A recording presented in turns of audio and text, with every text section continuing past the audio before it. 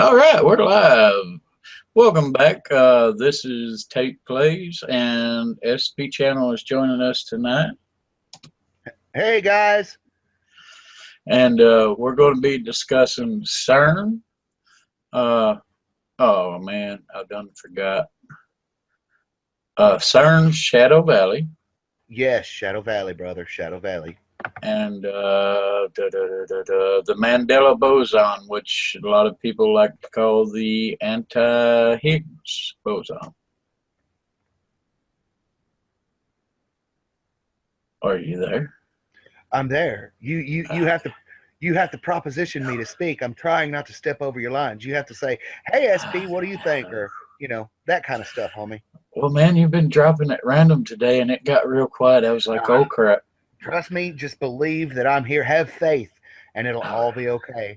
But I'm trying not to trip over your lines, brother. Just relax and be like, when you need me, just be like, "Hey SP, thoughts on such and such." We can do this. We got this, homie. Alrighty, I got to mentally clap for Tinkerbell to hope she stays all night. That's right. Come on. All right, man. Yeah, we were discussing some things earlier, and I think we have found out exactly how C.E.R.N. itself has been causing the Mandela effect. And for some reason, the sound waves are coming all funny in my picture here. They're not syncing up just right with my words. Well, I mean, the little thing that comes off of your picture doesn't sync up with the words. Okay. Remember, there's lag. There's lag through the net. All right. Okay. But yeah, guys, the C.E.R.N. is doing something very, very strange and very, very bad. We're gonna let you guys in on it, what we figured out, and I would love to hear somebody say that this ain't so. All right. Now, they accelerate particles to near light speed where it starts to turn back into energy because of the theory of relativity, which is if you hit light speed, then mass will turn into energy. So they stop it right at the point where it starts turning into energy. And it's not the particle or the mass of the particle that they are fooling with. Now they've decided to do something very interesting. I would almost equate it to extraterrestrial technology, to be honest. Now, what they're doing is they're using the gravity by manipulating the mass of the particle, and they're using the gravity kind of like the edge of a diamond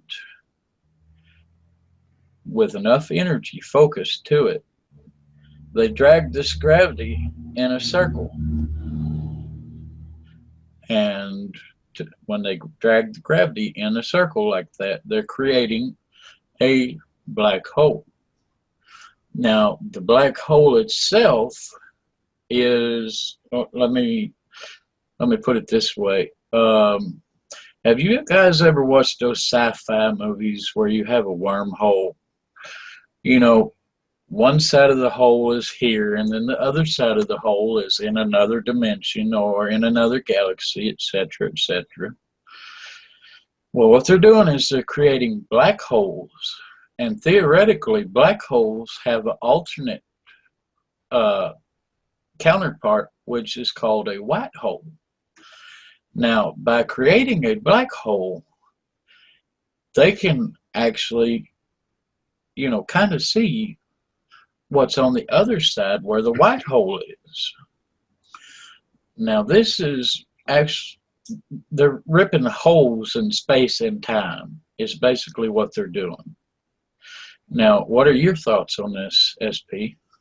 Okay, so basically we've got what C.E.R.N. is doing. They have a giant particle accelerator. They have the Large Hadron Collider, right? Now, to explain what a particle accelerator does, a particle accelerator, you have two little rings.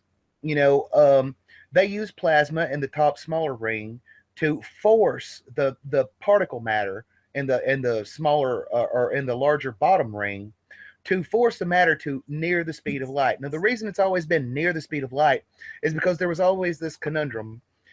If you increase mass beyond the speed of light, it will, of course, turn back into energy, as is posed by the theory of relativity. Einstein's theory was, and it is proven that it is basically the theory of relativity, E equals mc squared. Energy equals mass times the speed of light. Now, this is important, times the speed of light in the vacuum of space. What they are doing is, in the particle accelerator and in conditions like with the Large Hadron Collider, is they're using this very, very massively powerful magnet. You guys have all seen the pictures of C.E.R.N, the big giant magnet that they have, that they spent millions, billions of dollars building. Well, they accelerate this matter to near the speed of light, and they hit it with this giant magnet. Now, what happens when they hit it with this giant magnet? Because let's think about this. Think about this with me, guys, for just a second.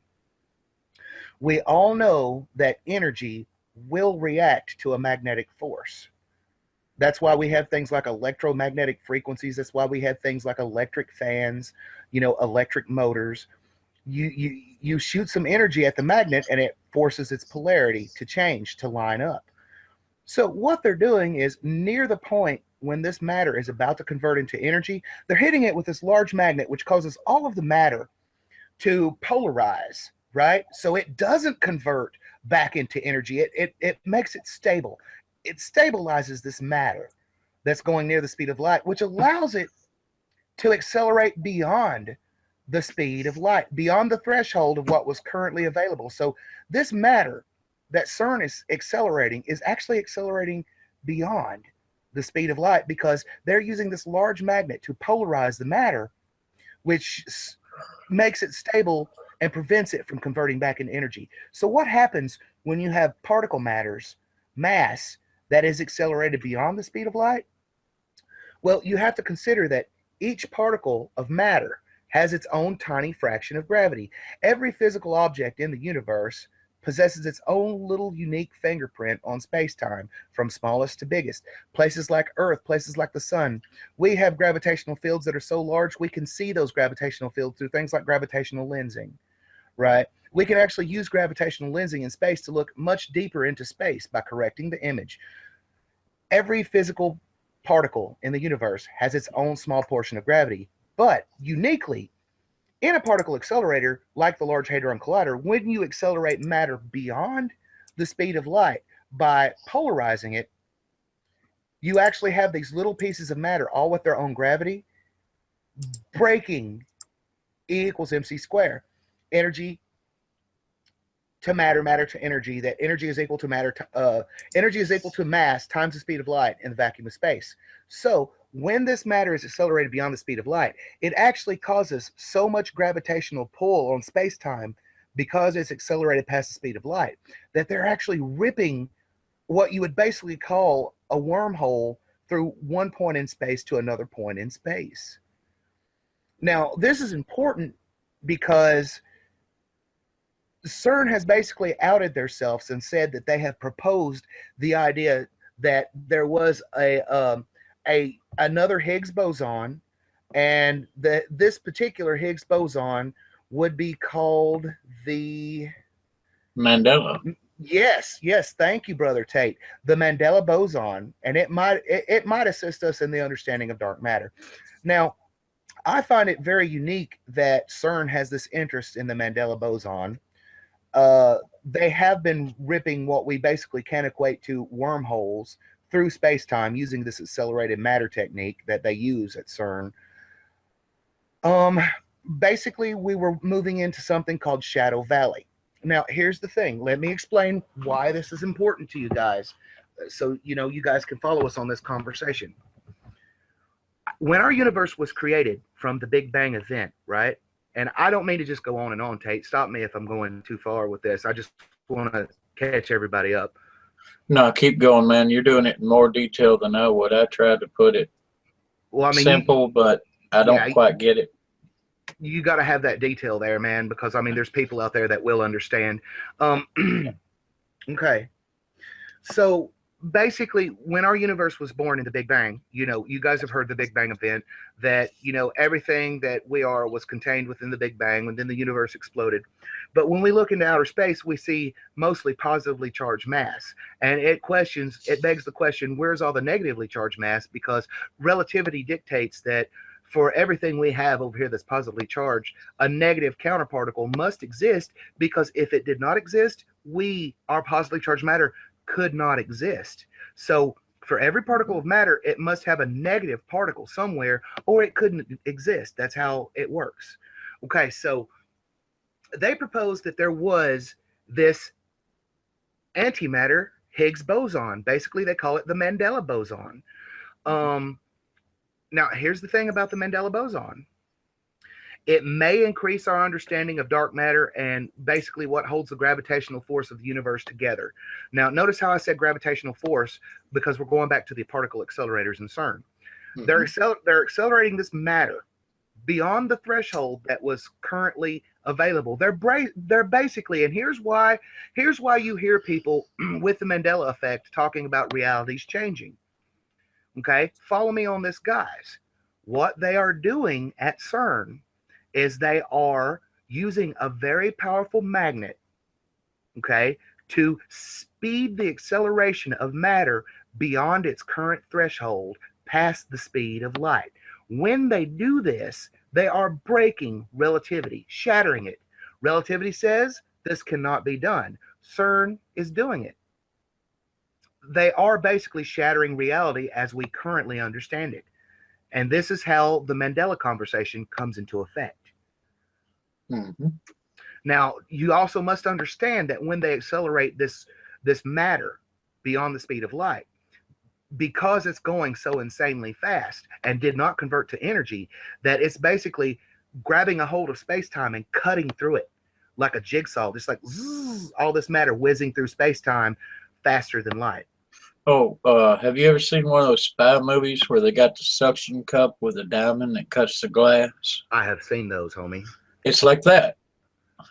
I mean, it is kind of like that. They're basically using a technique that they know and understand to accelerate matter beyond the point where it would have normally converted back into energy, because we know that energy converts back into, or matter converts back into energy when it nears the speed of light. Mm-hmm. But imagine this, guys. When you take something that is flammable and you light it with a lighter, right? Okay, that is a chemical reaction.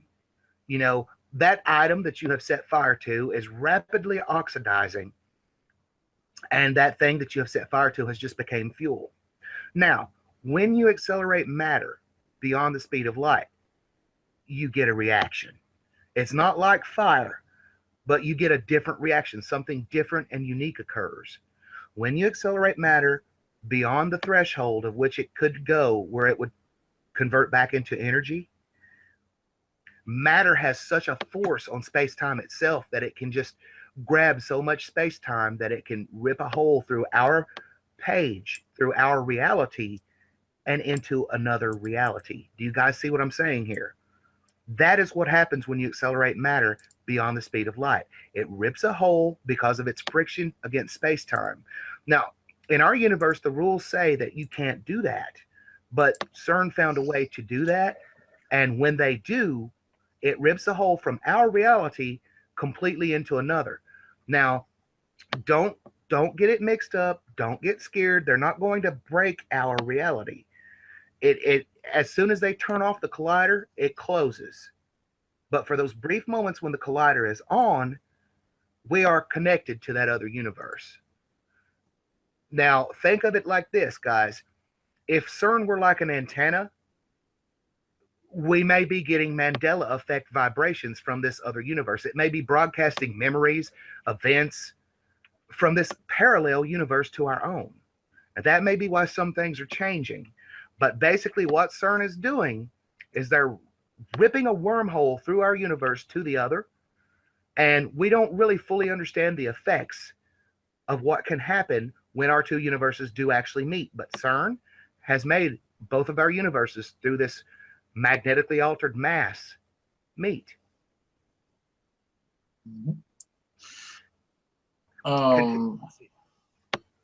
Continue on, Brother Tate. I just wanted, you know me, I like to go in depth with my explanations. Yeah. Oops. Okay. I'm looking for something. You could propose to them the Shadow Valley theory. Now, what we call Shadow Valley, and I'm not trying to cut you off, Tate, but what we call Shadow Valley is basically a proposed idea that science has had for a while now. What would this place in physics be called if we could rip a hole through our reality? What would we even call that place? Well, for sake of reports and sake of reference, we call it in science Shadow Valley. If we could rip a hole to that other place, it would be called Shadow Valley. We call it Shadow Valley because we don't fully understand it. We don't know what's on the other side. But this is why CERN is excited. This is why CERN is celebrating. They have basically, at CERN, ripped a hole using matter, accelerated beyond the speed of light, to Shadow Valley. They have connected our universe through that ring to another universe. Okay. Let me go a little further into detail as to why they're using gravity. Now, hypothetically, the theory for Shadow Valley is backed up by the fact of that gravity is a current force all around the world. Now, it's weaker than it should be, is what science has always said. It's like, hey, our gravity should be more than this. Where is the extra gravity going? Now, gravity is theorized to be a type of energy. Now, the two. If I'm not mistaken, you're going into dark matter here. No, not yet. Okay. I just would like to say that according to the scientific papers I've read, that a great deal of the gravitational force, what is it like? Is it something like 2/3 of our gravity is currently ununderstood because the mass alone doesn't equate for the gravitational pull? Exactly. Look at the picture I have on screen sharing here. Okay, now they theorized that the portions of gravity that we are not getting here on Earth extend through what science calls P-branes that separate dimensions, Shadow Valley from us. Now, the only thing that can puncture through P-branes is energy itself, which means a portion of our gravity is going to the parallel side. Well, you would have to understand them to the Earth. You would have to understand how much sense that would really make if you think about it, brother. Yeah. Okay, think about it. They're a parallel to us. Every particle in our body, they share our particles. They are our parallel.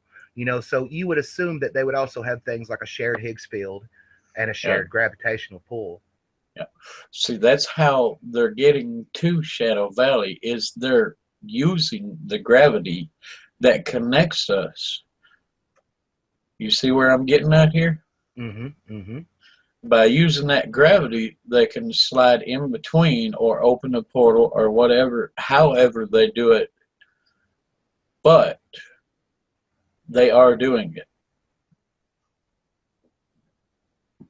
So this Shadow Valley theory, it's not really just a theory. No, it's been confirmed. Yeah, it was more recently, I think, in the last, what was it, about 5 days ago, it was confirmed that the Mandela Boson was a reality. Well, 5 days ago, Paranoid Times put out an article about it, which is a semi-credible pseudoscience channel on YouTube. And most of the time, 10% of what they say is correct. But there has been an anti-Higgs particle found. They named it the Mandela particle. I'd like to go on record as quoting this right now. This was a comment back in May May the 9th, 2016, from the Large Hadron Collider team.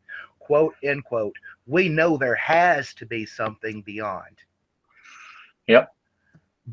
Basically, C.E.R.N has been out and out. People want to act all mystified. What's C.E.R.N doing? What are they doing? Well, my suggestion is read up on your science, read up on Wikipedia, and you will see C.E.R.N's not being all secretive. C.E.R.N's out and out told us in every shape and way over the years what they are doing. And you know, this is what they are doing. They are using the Large Hadron Collider, and they are accelerating matter using that magnet beyond the speed of light threshold.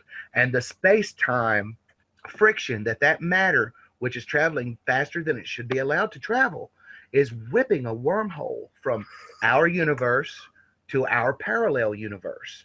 They've ripped a hole straight clean through from ours to I guess you could call it ours, our parallel. You couldn't call it theirs because it's a parallel exactly of ours, you know. Well, you can also equate it to black holes having white holes. How? Yeah, they're basically opening up. I guess you call it what, a Rosenberg bridge? Yep. You know, from our side to the other. They're using C.E.R.N to open up a Rosenberg bridge from one side to another. Over here, he's just called Rosen. Where I'm from, it's Rosenberg, or it was. He was Jewish. I've always called it a Rosenberg bridge, and I'll always call it a Rosenberg bridge. Anybody out there that's listening, that knows, that's heard me talk before, I know my science. I had always referred to it as a Rosenberg bridge. It just sounded nicer to say, and it may be a little bit inaccurate. Continue to call it the Rosenberg bridge. Yep. I don't blame you, man. That's what I learned it as. You know, that's what I learned it as. You know, it could be the Mandela effect at work again. But you have to understand the theory that I was bringing up about how the Mandela effect is connected. They even call the new boson that they posted about. They even call it the Mandela Boson. Basically, C.E.R.N is out and out and said, yeah, okay, you know, we do this thing. And you saw the celebration video, right? Where they were celebrating and they were giving all those hints that basically they have broken through to the other side. Oh, yeah.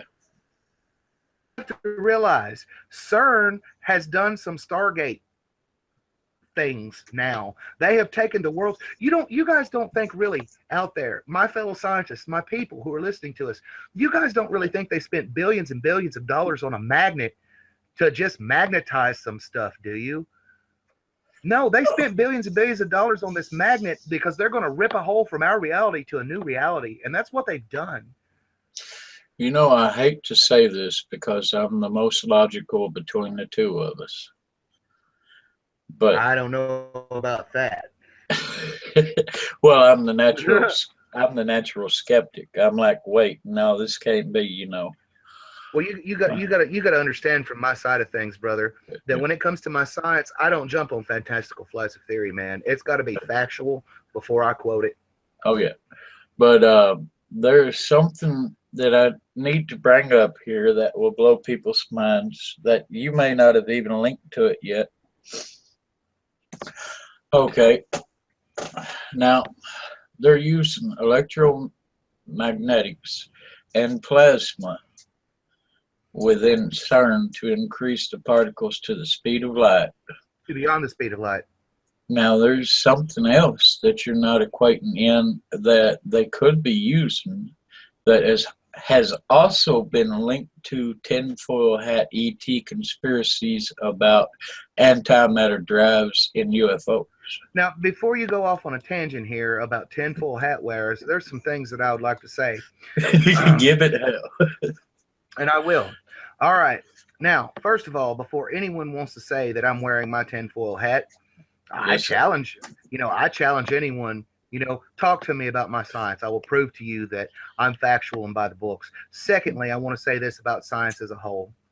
People want to often use science to support their own means, to defend their own topics. People often want to use science versus religion as a topic. What people don't understand about science deals directly with facts and only facts. Okay? Now, here's the thing. Anything that science does not have an explanation for, this is the textbook definition of paranormal. When science cannot explain something, it is called paranormal.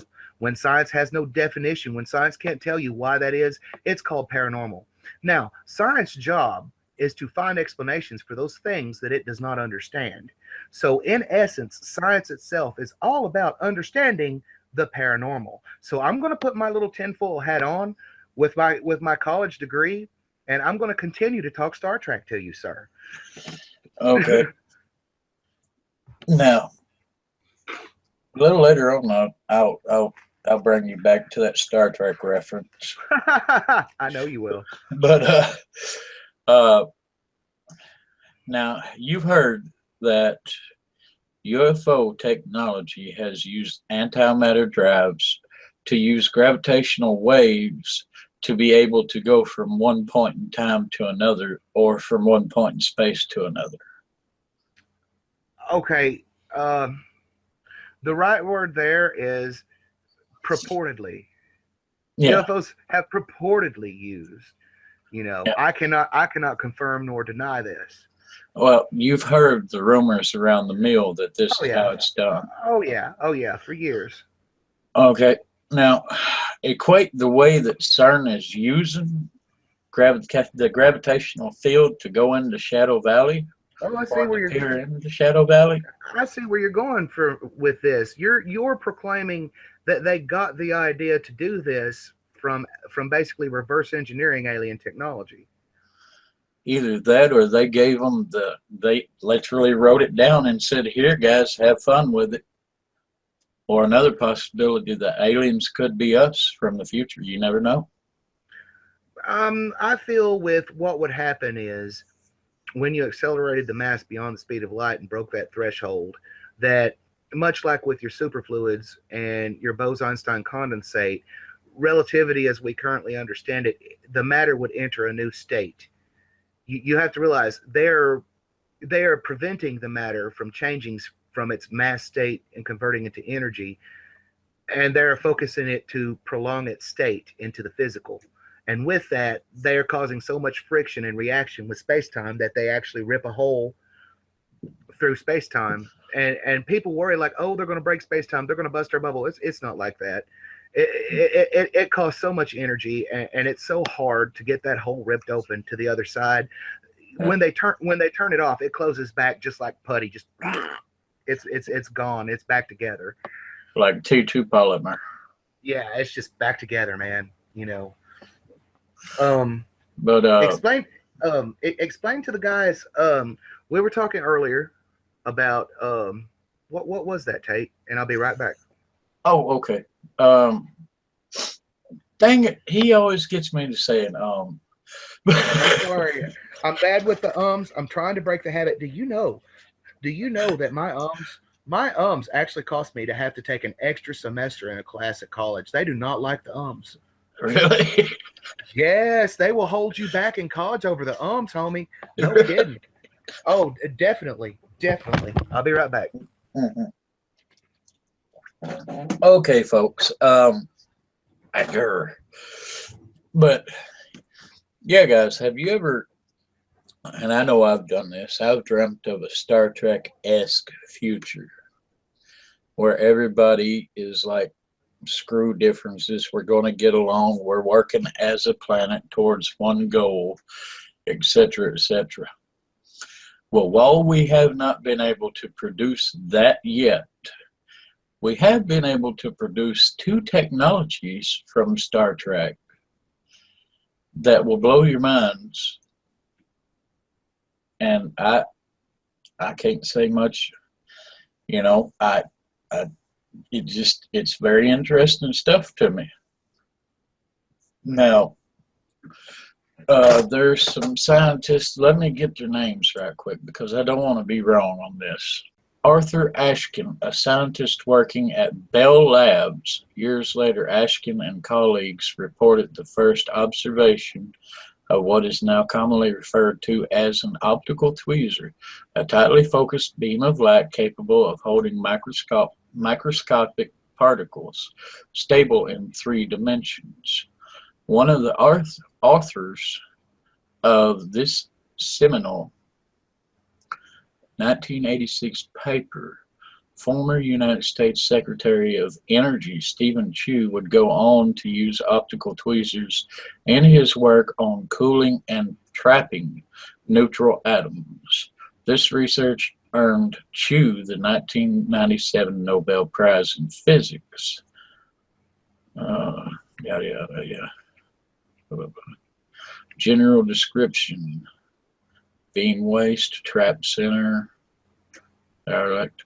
Optical tweezers. This is a general description of what they're doing at the moment. Optical tweezers are capable of manipulating nanometer and micron-sized dielectric particles by exerting exemplary small forces via a highly focused laser beam. Laser beam would be photons because they're using light. The beam is typically focused by sending it through a microscope objective. The narrowest point of the focused beam, known as the beam waist, contains a very strong electric field gradient. Dielectric particles are attracted along the gradient to each region of the strongest electrical field. Now, what they found to extend the length of this is gravitational waves. The gravitational waves, they're helping to pull the particle around the gradients of light so it twists like candy coming out of a vending machine. Yeah. Okay. Now, they're getting into a bunch of basically what you would call a tractor beam, though. They can use this beam and they can grab physical mass and push it or pull it with this beam. Now, there's been talk around the rumor mill of a functioning EM drive being created by a British scientist. Oh, homie, that's not even a rumor anymore. NASA confirmed that they're already working with EM drive technology, dude. They've already got the theories on paper. They're just trying to make it a reality. The theories are sound. The woman that created the EM drive field theory won a Nobel Peace Prize. This, people's science, man, is 10 years behind the times, dude. Let me show you a link. Keep the people entertained while I find you this link. Oh, RF resonant cavity thruster is what he calls it. Yes, sir. Is a proposed type of electromagnetic thruster in which electromagnetic radiation is confined into a microwave cavity. I'm going to shoot you a link, and I want you to quote the title to the people. This is from 2 years ago, man. 2 years ago. This guy's been working on this quite a while. Yeah. I'd say 2 years. I'm just now being brought to it. Just now? Yeah. Oh my gosh. Well, you need to look at the link. 2 years ago, NASA had already confirmed that they were working on a warp drive engine. And yes, they called it the Enterprise. Huh. Well, see, all the EM drive specs that I've looked at are something like, have you ever watched that movie Event Horizon? Yes, I've seen it. Let me find you an even more credible source. I'll find you an even more credible source than that. Give me just a second. Okay. There we go. This is from Sci-Fi or Sci-Show Space. These guys are a little more credible, and they are talking about warp drive. Okay, I'll check out that link. But yeah, basically what I would equate this to is basically to explain to people out there that's wondering what an EM drive is. Of course, EM stands for electromagnetic. They're basically using a strong and powerful enough magnet to propel. That is the idea behind an EM drive. Now, here's the thing. When used properly, this particular configuration of an EM drive can actually cause a craft to propel perhaps faster than the speed of light. Now, the theory behind this is the ship itself isn't moving. What it's doing is it's grabbing space-time around the ship and creating like a little bubble. And when this bubble is around the ship, it can cut through space-time like it's not even there. Just, you know, you're actually basically breaking free of space-time, and because you're breaking free of space-time, you can go from point A to point B without the normal limitations.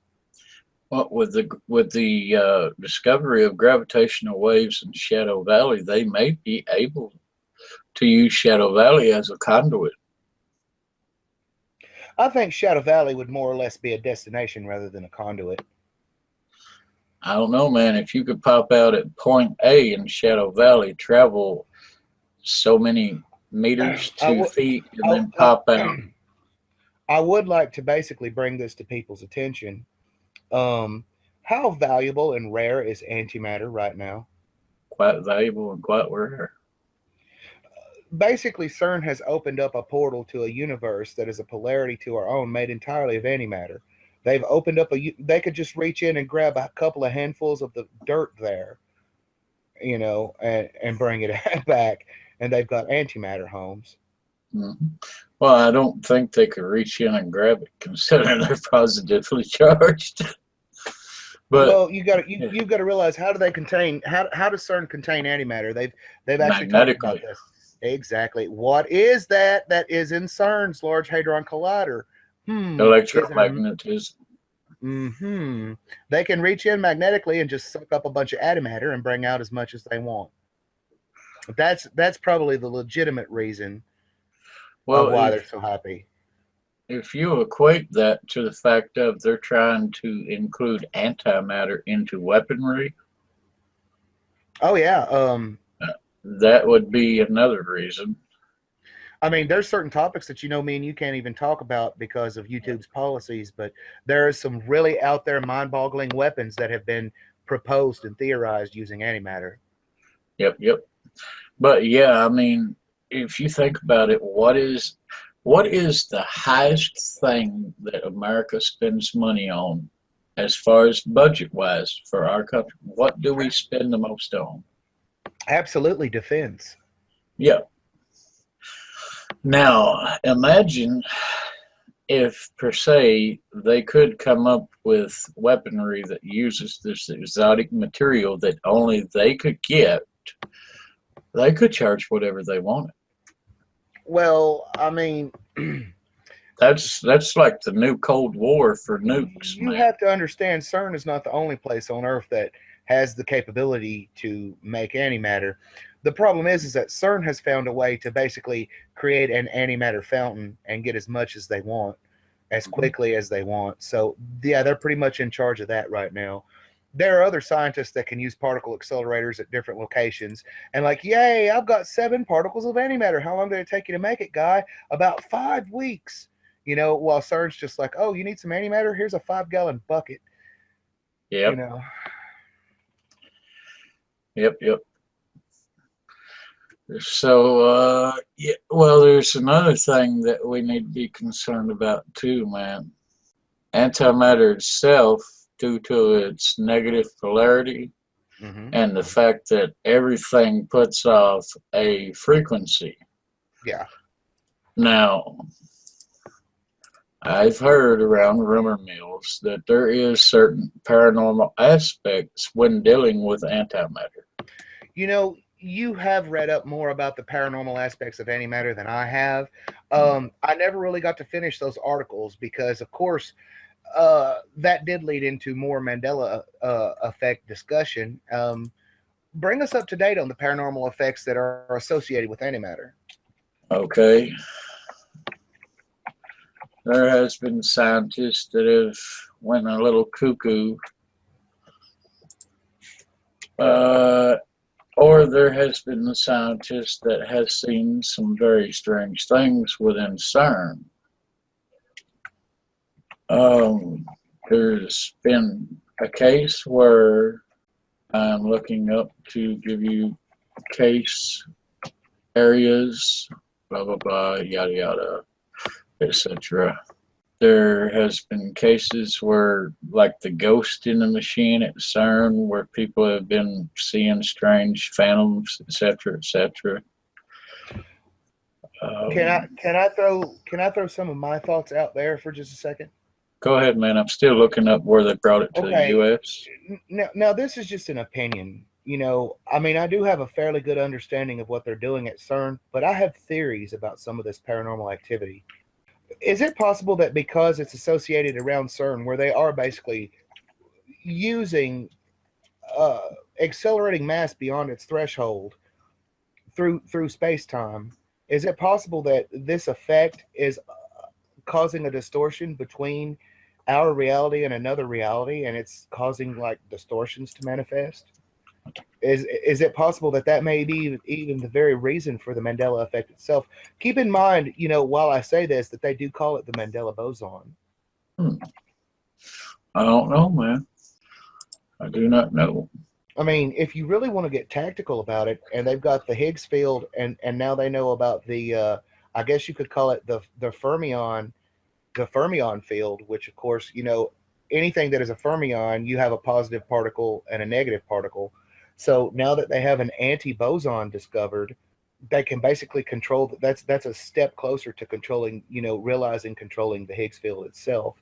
If they can control the Higgs field itself, they basically, it depends on to what degree they can control the Higgs field, but they may very well have the power to rewrite someone's specific reality in that much detail. That may be why we're seeing things like these Mandela effects. CERN may be tinkering with certain things. You Hmm. know, it's That just a may be thought. true. Maybe true. Maybe true. But then again, maybe Shadow Valley is not something we were ever meant to get into, man. Well, I mean, clearly we were never meant to get into it. It's in another universe. It's parallel to us. We were never meant to go there. I And mean, if you think about it, what does a positive and a negative do to each other? oh, they cancel each other out. Yeah, and if these things emit negative frequencies, Well, because you know if the you're, frequency yeah, would. if you're ripping a hole, a circular hole up that is to another universe, if they're an exact polar opposite of us, if there are parallel, well, of course they've got their own radio frequencies and their signals and stuff, you know, and you know some of that's bleeding for, you know, across. Well, even when they bring one particle of antimatter across, the anti-frequency comes with it. Well, do you remember when we were talking about the Akashic field? Hmm. Maybe when they create this Rosenberg bridge to another reality, that our Akashic fields connect. We had the Akashic field discussion, yes? Oh yeah, yeah. They had From to connect it because the exactly Akashic field is energy. exactly. So maybe that's where this changed information is coming from, an Akashic field breach. Hmm. It's just a thought, homie. Well, since the Akashic field does affect all humans and all living things in general, all it would take is one to taint half a population. I mean, I'm just saying, you know, you breach through reality from one side to another, you're going to have some bleed through, you would think. Oh, you know it, man. And what's the only thing that would be able to go through a black hole? You're not going to Energy. get matter through there. No, the only thing that can go through a black hole and come out the other side is energy. But a white hole is pretty much the opposite of a black hole. Yeah. A white hole is this point of energy that spews out matter Hmm. constantly. Hmm. So, what do you think, man? I'm thinking that the Mandela effect possibly is connected to CERN. I would also like to point people's reference to a lot of the videos that CERN has put out on the internet. Basically, CERN does not have a very negative opinion on this Mandela effect. CERN themselves seem to not only support the Mandela effect, but they call it the Mandela Boson. Plus, there is that celebration video that you pointed me to, where they were basically more or less tongue in cheek saying, "We've broken through to the other side. It's time to celebrate." Hmm. That was the moment when they broke through to Shadow Valley, homie. If you had that video to show, that would be excellent. Crap. I don't have it right up, and I'd have to look for it. Uh, what I'll do is I'll take the I'll take this audio track that we're laying down right now, Mm-hmm. and I'll put pictures and references to stuff that we're talking about, because I'm pretty sure that on my screen share nobody wants to see my YouTube porn Yeah. folder. Well, when you're taking this down and you read it, get that first few minutes where it got slow off to a slow start, and you can take that out too. Oh yeah. But yeah, man, I mean, Jesus, if you look at it, around the rumor mill where alien spacecraft is capable of using magnetic waves or gravitational waves to go from point A to point B by opening up like a Rosen bridge. Mm-hmm. And you said that unlimited energy, or what was it? It's not 0 point energy, but it's the other type of energy they get from antimatter. Yeah, the 100% conversion from antimatter into energy. 100, it's basically 100% efficiency. Now you imagine if they used what little they had to rip open a hole Yeah. by manipulating gravitational waves that go into Shadow Valley. Now, would that not sound exactly like the freaking UFO technology that everybody talks about on the rumor mill? Well, I mean, if we really want to get into conspiracy theories, I could definitely see a ufologist, and I say that word with with respect toward that community, because lots of people have had a lot of theories over time. But you have to remember, how many of those theories did it turn out in most cases that somebody was at least on to something? Look at how Project MK Ultra turned out. There were a lot of people that theorized about it before it even happened, and until finally there was whistleblowers and an eventual apology from the government itself. So you've really got to look into this, man. You know, I've been the one between the two of us that was like, nah, it can't be, nah. And then I've actually looked up all of the facts, all of the science that you quoted me. Everything's exactly to the freaking T, and there's no way that it can't be. Well, I mean, you have to understand, man. In the forums that you're actually showing right now, I would actually like, if you're going to leave this up, I actually want to give these forums a plug. This is the forums where me and you go to often. Um, it's called Alien Hub. It's a very, very intelligent, friendly community. These guys here at the Alien Hub, they're all very intelligent people. Um, this is where I actually learned a lot of my science, is debating with these people on this forum. Um, what I didn't pick up in college, of course, but I went to college like 10 years ago or more. Like, this is more recent science that I know. Um, I learned it from these guys in here. These are highly intelligent, highly friendly people. And sometimes you will have to debate and defend your opinions here in these forums. And what I've done over the years is I've basically just read Wikipedia and boned up on my science. And I mean, I'm not saying that I have a perfect understanding of the entire subject in the field of science. I doubt any one person does. Um, I definitely, over my years of study, possess absolutely and have, a college graduate understanding of the level of physics. Mm-hmm. Well, man, what I'm grasping from parts of what I've learned from you and parts of what I've looked up and researched. And I'll bet there's rarely ever came a time when I quoted you something and didn't look up and check right out. yep. That's because, man, when you're talking and debating science all day on these science forums here, like at the Alien Hub, man, you better have your facts and all your ducks in a row. Well, see, okay, earlier on, like we were talking, and I couldn't figure out how that the mass converting into energy would have any type of. Right, but that's not the point. They're preventing it from converting into energy and piercing through space-time using this accelerated mass. Yeah, but they're not using the mass itself. They're using its gravitational Right, right, waves. right. The mass itself is just holding on to its own gravitational pull for Mm-hmm. whatever little bitty bit that is. But you got to realize, even at that small level, when it accelerates beyond the speed of light, it does pierce through space-time. Well, see, what they're doing is they're taking the mass instead of it being a wave, right? Mm-hmm. Instead of the gravity for the mass being a wave, when they speed it up like that and condensate it, I'm going to use that word, condensate. What does a wave turn into when take your hands, put them on your desk or whatever, put both fingers or all your fingers straight, and Mm-hmm. then scrunch it together. And what do you get when you lift the back side of your palms? I You get a mean, triangle or a diamond.